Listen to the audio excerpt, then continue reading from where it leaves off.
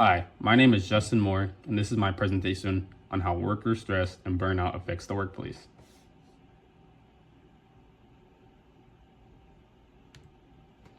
Introduction.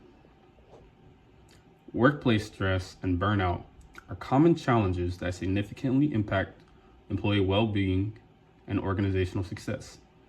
Researchers have proposed various models to explain worker stress, including Richard Lazarus's transactional model, which places a focus on perception and coping ability, John French's theory that stress results from an overlap between a person's abilities and job demands, and Hans Sells' physiological response to threatening events.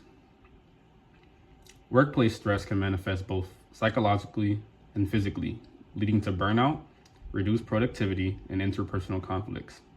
As a former tutor myself, I have experienced several of these stressors that contributed to my own experience of worker stress and burnout.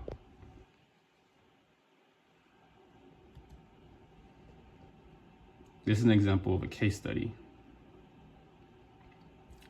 As a tutor at George Washington Carver Middle School, I faced significant stress managing a diverse group of students that were struggling with math. Balancing tasks such as tracking their progress, reporting to their parents and teachers, and scheduling additional sessions while also being a high school student myself left me overwhelmed and tired. On top of this, the different ability levels of the students also made it difficult to provide individual attention to each one.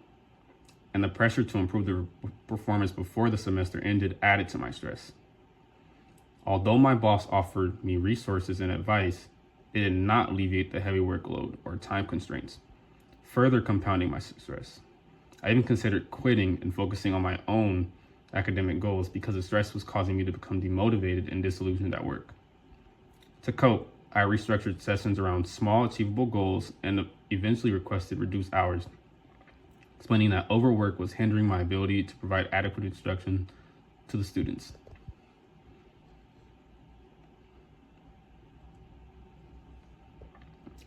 This is the textbook's material on worker stress and burnout. Stress at work can come from various factors and manifest itself both physically and mentally. According to Riggio, stress arises from the interaction between job demands, worker abilities, and available resources. This reflects my own experiences as I struggled to balance tutoring responsibilities, meet my boss's expectations, and stay on top of my schoolwork. The pressure and overwork reduced my motivation, reaching me close to resigning from my position. Stress presents itself physically through ailments like migraines, hypertension, and heart disease, while psychologically, it can cause exhaustion, anxiety, and depression, all of which decrease job performance. Although I didn't experience any of the physical symptoms of stress, I dealt with exhaustion from overwork and anxiety about whether my abilities were up to par.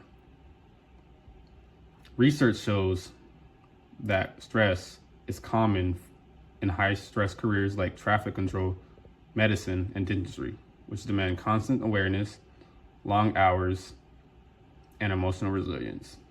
These findings highlight the need for specific situations and solutions to address workplace stress in demanding professions. Further related research on worker stress and burnout.